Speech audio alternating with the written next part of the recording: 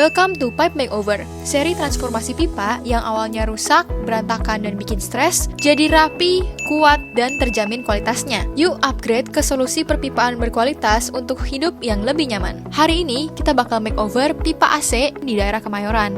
Nih, pipa AC-nya kayak gini, dan kita langsung tanya aja yuk ke pemiliknya, ada masalah apa sih?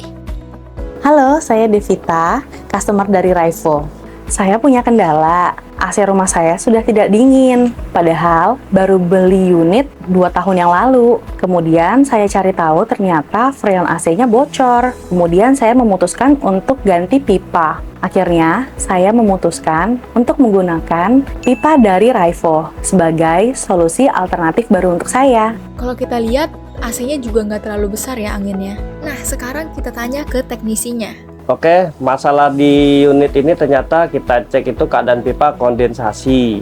Ya, jadi di pipa itu suka netes air kan, kondensasi. Jadi pipanya itu udah nggak ngeresap air dikarenakan unit AC-nya kotor ekstra gitu. Mungkin dari tindakan maintenance kita perlu lanjuti. Pekerjaan kita hari ini, pertama kita cuci unit AC-nya sudah bersih, lalu sekaligus penggantian pipa, penggantian konektornya, di protektifnya kita pasang biar rapi.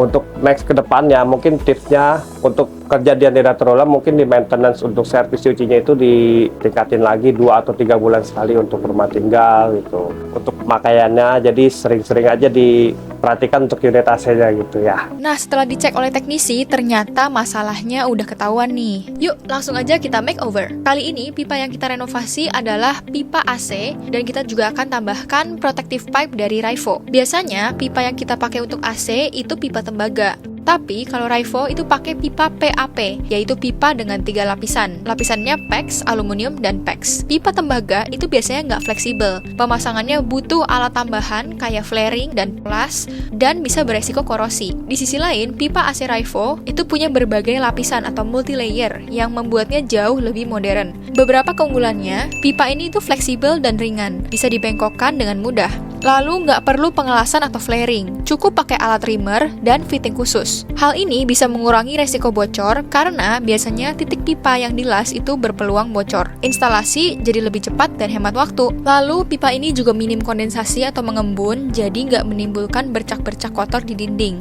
Selain itu, yang paling menguntungkan, biayanya itu hemat hingga 40% loh dibanding dengan pipa tembaga.